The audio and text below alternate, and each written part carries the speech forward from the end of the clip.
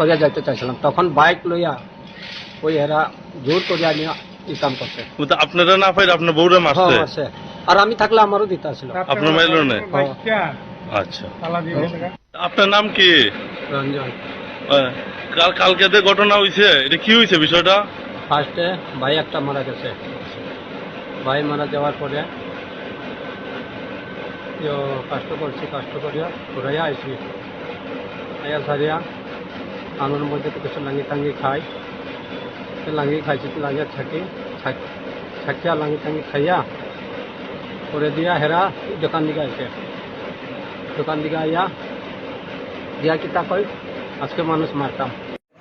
আমার কাছে একটা ইনফরমেশন আসছিল গতকালকে যে 5টা সাড়ে 5টার সময়, যে একটা মহিলারে এই ধৈর্য নিয়া হয়তো মাইরে লাইতে পারে, এমন একটা ইনফরমেশন পাইছিল। তো সেই আমরা গেছি, তো যে সেটা আমরা এই লোকালির সাথে কথা বলছি, এবং কথা কওয়ার পরে আমরা মহিলাকে খোঁজাখুঁজি করছি, তখন পাইছি না।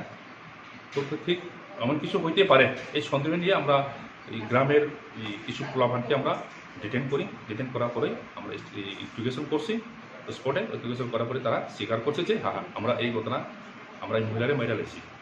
তারপরে আমরা এক্সিকিউটিভ ম্যাজিস্ট্রেট প্রেজেন্সে ডেড বডি রিকভারি করছি একটা গর্ত থেকে, আর 8জনকে আমরা অ্যারেস্ট করছি।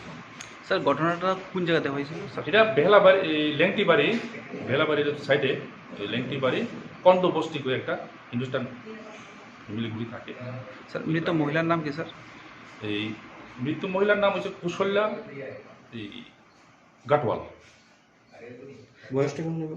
বয়স 45 বছর। কি কারণ স্যার? এটা তারা পূর্বে থেকেই অনেকদিন আগে তারা পারিবারিক কিছু ঝামেলা ছিল, এই ঝামেলা প্রায় দিন চলতো, এর থেকেই এই ঘটনা। যাদেরকে অ্যারেস্ট করেছেন তারা কি ওনার আত্মীয় স্বজন না এলাকার লোকজন? ওনারা আত্মীয় স্বজনের ভিতরে। স্যার এখন পর্যন্ত কতজন অ্যারেস্ট হয়েছে? 8জন, যতগুলি ইনভলভ ছিল 8জন ছিল ইনভলভ, এবং 8জনকে আমরা অ্যারেস্ট করতে পেরেছি।